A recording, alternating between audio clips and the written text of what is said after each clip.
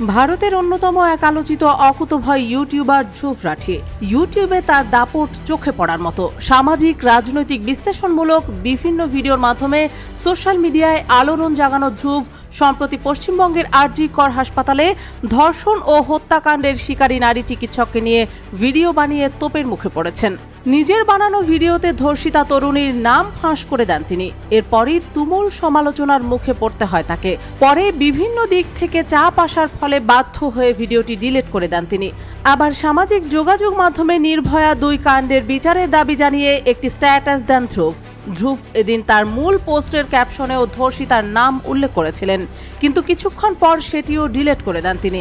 নেটিজেনদের মন্তব্য, বাংলার মুখ্যমন্ত্রী মমতা ব্যানার্জির ভয়ে সেই ভিডিও ডিলিট করে দিয়েছেন এই ইউটিউবার।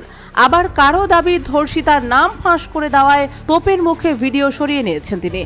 ধ্রুবকে কটাক্ষ করে একজন লিখেছেন, এর আগে মোদী সরকার নিয়ে নানা বিরোধিতামূলক পোস্ট করলেও মমতার সরকারের বিরুদ্ধে সুর চড়ানোর সাহস নেই, তাও নাকি লোকজন একে বিপ্লবী বলে।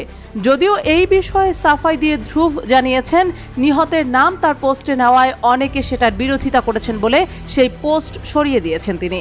আবার একজনের মন্তব্যের উত্তরে এই ইউটিউবার বলেন, অনেকে আমার ভুল ধরিয়ে দিয়ে নিহত নারীকে নির্ভয়া 2 বলায় ইনসেনসিটিভ বলেছেন, তাই ভাবলাম তারা হয়তো ঠিক, সে কারণেই ডিলিট করে দিলাম।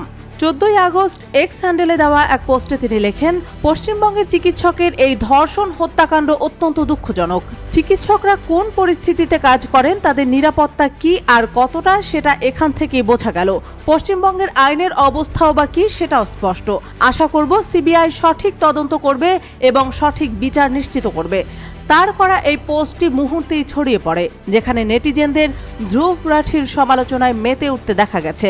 অনেকেই বলেন, এভাবে নির্যাতিতার নাম প্রকাশ্যে এনে ধ্রুব রাঠি আইন ভঙ্গ করেছেন। এরপরই চাপে পড়ে ভিডিওটি সরিয়ে ফেলেন তিনি।